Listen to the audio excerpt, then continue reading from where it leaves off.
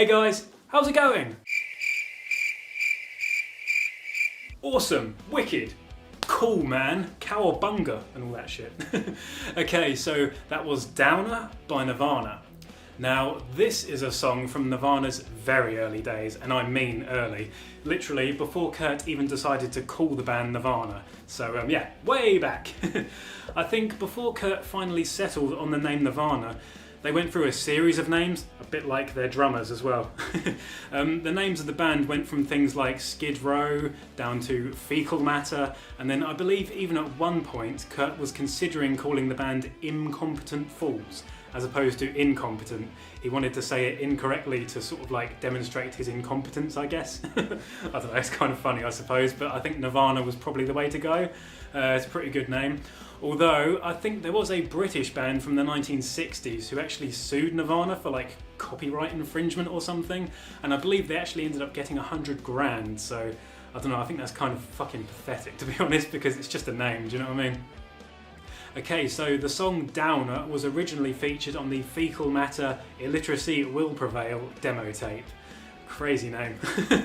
But yeah, then it was later re-recorded for some pressings of Bleach, and then it also found its way onto Incesticide as well. Now, I believe the reason it ended up on Incesticide was because the band thought that some of the fans probably didn't get it on their version of Bleach, so they decided to chuck it onto Incesticide, which is basically just a list of B-sides anyway, so just stick another track on there, I guess.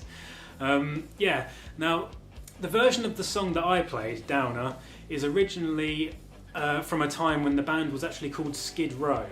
Now, it's just a rehearsal version, like a live performance, and I believe the version that's on some pressings of Bleach and Incesticide is a much faster version, and it's also tuned half a step down, whereas the version that I played is in standard tuning, and it's, you know, it's not slow, but it's definitely slower than the versions that's on sort of like Bleach and Incesticide.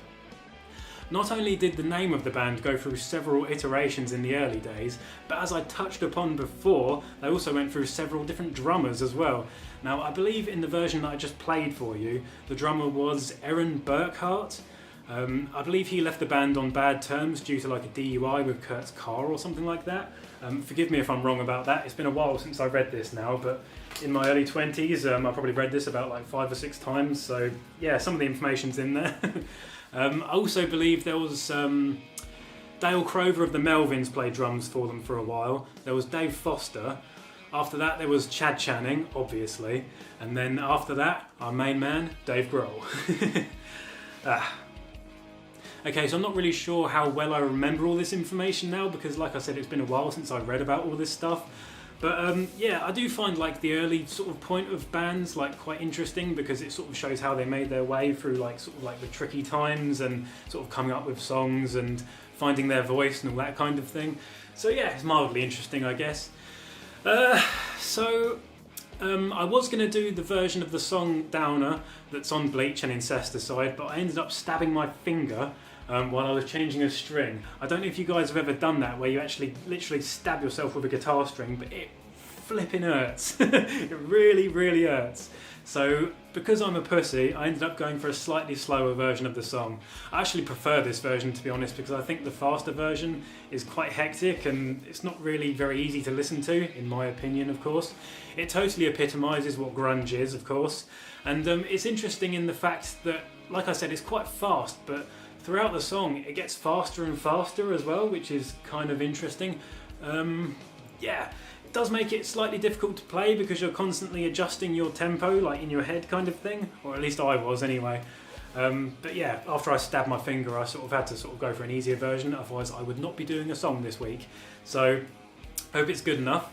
Yeah, if you do want to play the version that is on in Bleach and Incesticide, then you just tune it down half a step and yeah, just play it faster basically.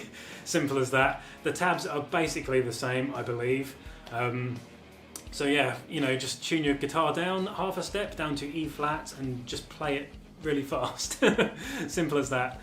I probably could have done it for you had I had more time, but yeah, this was literally all the time I had, so I hope it's good enough. Now, if you did enjoy the video, please feel free to hit like and subscribe and all those awesome things that you guys do. To those of you who watched my Final Fantasy video last week, thank you very much. I had so much fun doing that. Those sort of videos are so easy to do, man. You don't have to learn anything, you literally just play a game and enjoy yourself. Obviously that's not what my channel is based on, but it's something that I do to keep myself sane every now and again. So yeah, if you have any suggestions for songs you want me to do in the future, leave them below. And yeah, hope everybody's staying safe out there, and hopefully I shall see you in the next one. Peace. Bye.